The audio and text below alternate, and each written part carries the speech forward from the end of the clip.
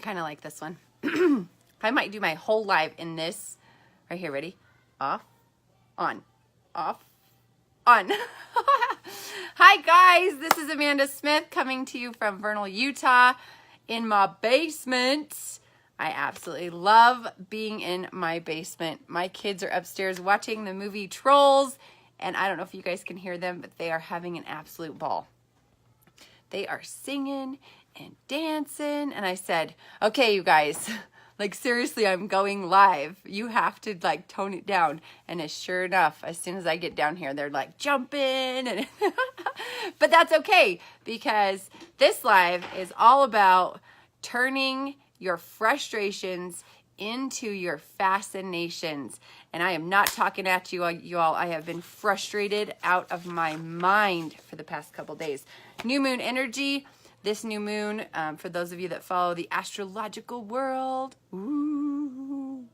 Yes, Christy, you're on. Oh my gosh, how are you feeling? I love your voicemail this morning, by the way. I'm so glad you told me, and I could tell you were totally still on drugs, which is awesome. So I hope you are recuperating well after your surgery. You guys give some hearts for Christy. She had a surgery this morning and she's home, which is awesome. Yes, I'm so glad you're doing good. Okay, so turning your frustrations into your fascinations. Okay, we all go through, I almost called earlier, we made cookies and my stove wasn't working. Oh my gosh. Okay. I got to stay on point, you guys, because I've got lots of energy today because there's a lot going on. Okay, the new moon. Let's talk about this just for a second. If you don't follow astrology, totally fine, but check this out, okay? This is the new moon that's going to set up the next 28 years. Like, there's been a lot of changes that have happened since December 20th, right? Like, that's why there's lots of divorces. There's lots of babies being born. There's also lots of deaths and suicides, which is so horrible. One of my dear friends, she was fighting a pretty tough battle. You guys, I'm praying for her family. And she will be missed. Let's just talk about that. But okay, so now this today and tomorrow. So I don't care what your belief system is. I don't care if you've ever journaled before in your life, but it is time to get out a piece of paper. It is time to just take a piece of paper and write down everything that you do not want to keep in your life anymore. I am releasing the need to be loved by everybody, like the need to feel like I'm broke, or the need to have good relationships with whatever. Doesn't matter. Do you guys like this, or should I take it off? I don't know how to take it off. I gotta get right in the way of it. Nope, I don't know how to do it. Okay, and then as soon as you do that, safely, please safely, like burn it. Don't do it in like your bathtub. We've got candles, like none of that stuff. Like take it outside, burn it, and make sure there's no wind, right? Like we got to do this safely. And then this is the exciting part, you guys. Take a creation list. Everything that you want to create for the next 28 years.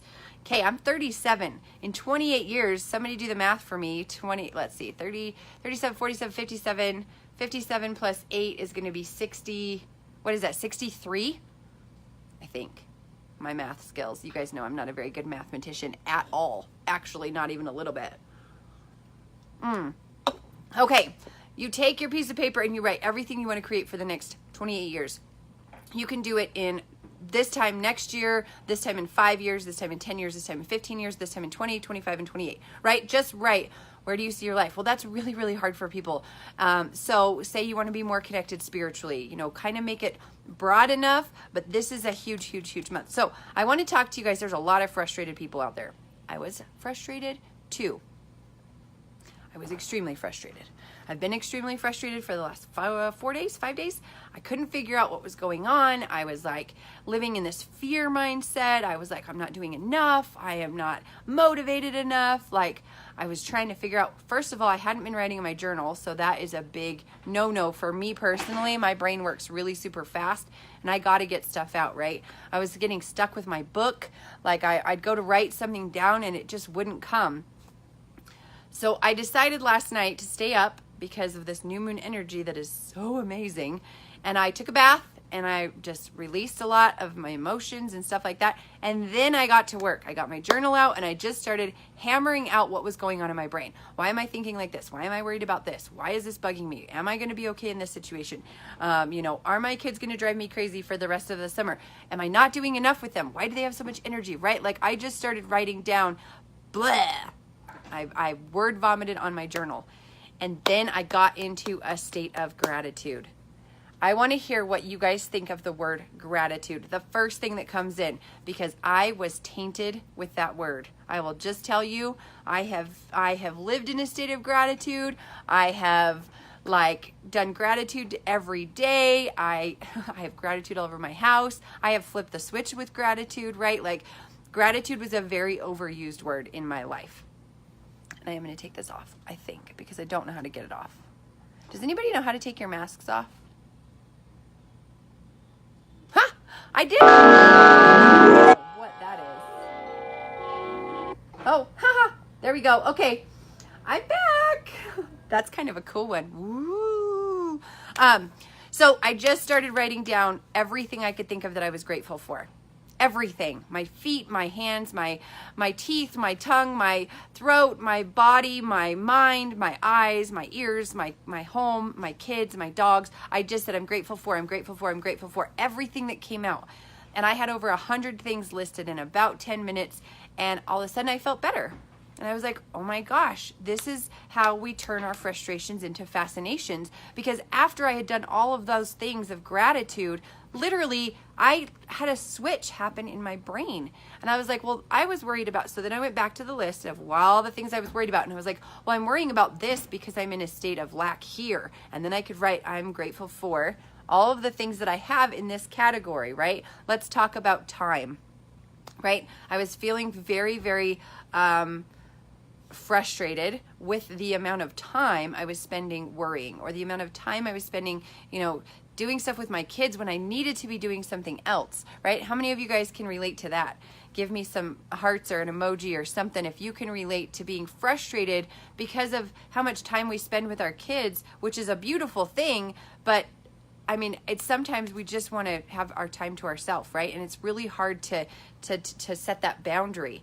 And I love my kids. I do. My kids are my whole world, right? You guys know we go to the rec center, we go to the lake, we go traveling, we walk every day. They had a lemonade stand yesterday. I made $25, you guys. Like $25. That's a lot of money for 3 little kids or 4 little kids. But I get in this space where I feel like I'm giving them too much of my time, and I should be concentrating more of my time in a different area, right? Which causes frustration. So in that aspect, I can write down everything that I am concerned about or worried about or frustrated about when it comes to the time I'm spending with my children. Okay, we're just going to use this as an example. So I am frustrated that every time I turn around and sit down to try to follow up, or that I try to, sit down and write on my book, or when I try to study for my course that I'm taking, right? My kids need something. Okay, I'm grateful that I have children.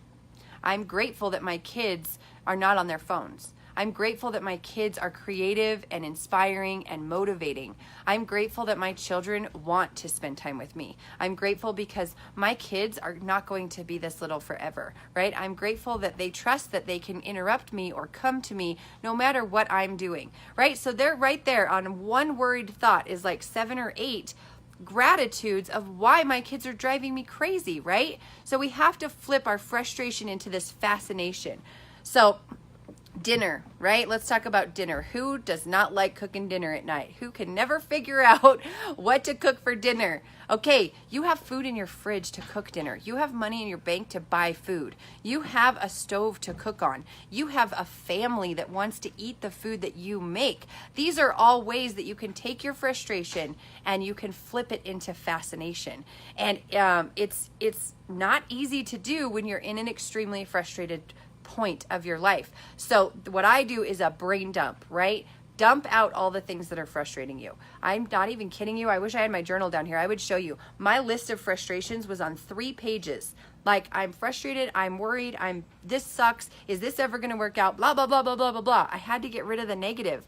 I had to get rid of the filter that was fogging up my mind. And then as soon as I did that, I said, is this ever going to end? And I said, I'm going to switch the madness. I'm going to switch the madness from this frustration into this fascination. Okay, the first thing I could come up with was I'm grateful that I could flip the switch. I'm grateful that my mind is allowing me to see that I need to get into a state of gratitude, right? So frustration is normal.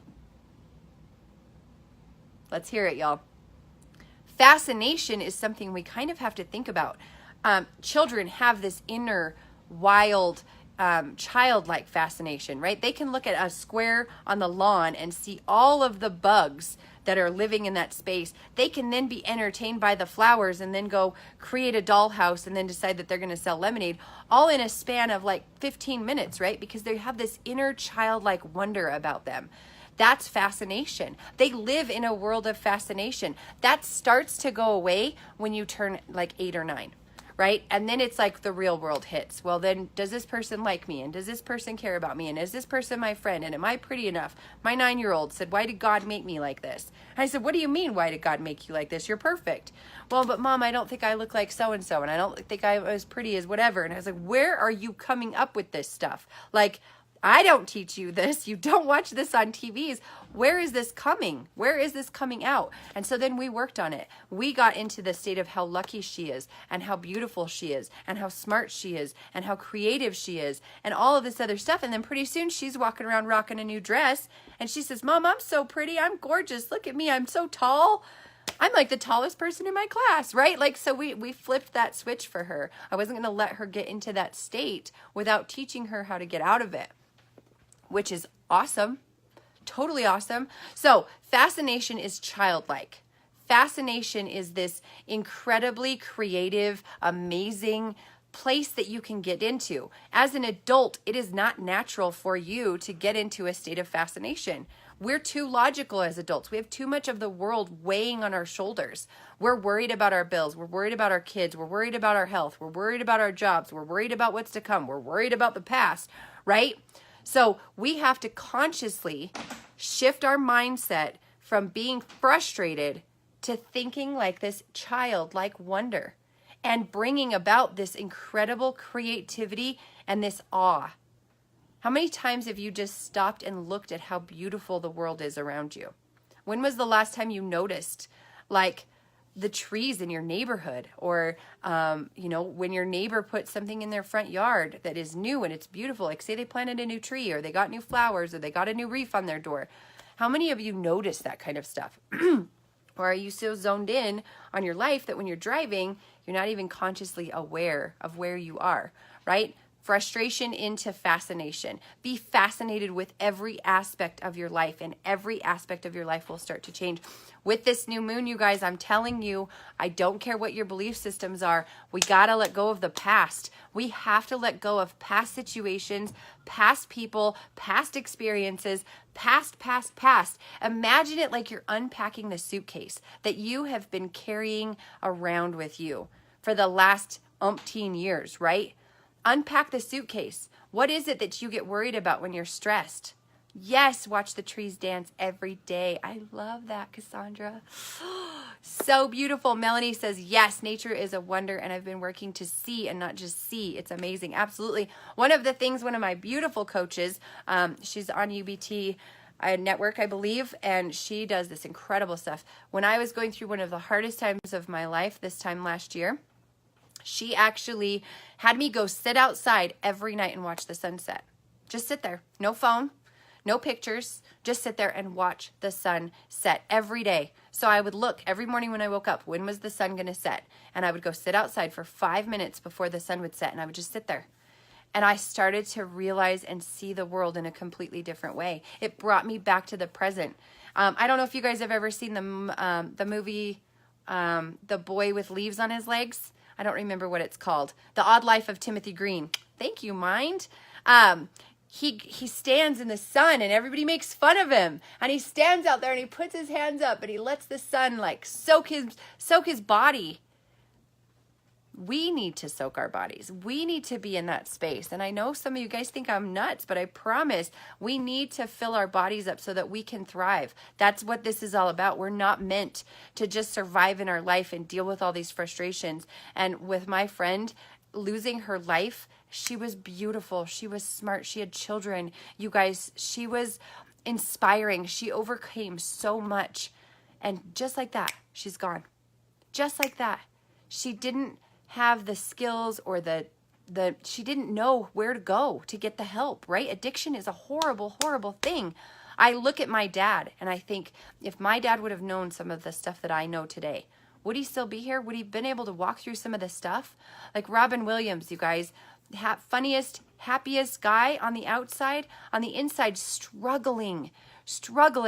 So I'm going to end with this. If you are struggling today, if you are frustrated, if you are in a point in your life where you think that you are going through your own personal hell, I promise there is this thing called hope. How you find that hope will come when you dig in. And it starts with dumping your brain on a piece of paper, getting out all the crazy thoughts, getting out all of the stuff that has been a hamster wheel in your brain, and writing down. I had a girl write down 1,000 things she was grateful for. 1,000. It shifted her whole mindset. Can you think of 1,000 things that you're grateful for? Have you even tried? Have you even thought about what you're thankful for? You have toes and you have feet, and they can take you step by step through this life, and you are never alone. So that is my message. This new moon is incredible, that we do not have to live in this frustrated life. We do not have to live in this frustrated space, because there is so much beauty and there is so much fascination. All we have to do is shift our mindsets. That's why I stepped into being a coach. I don't think you should have to do it alone.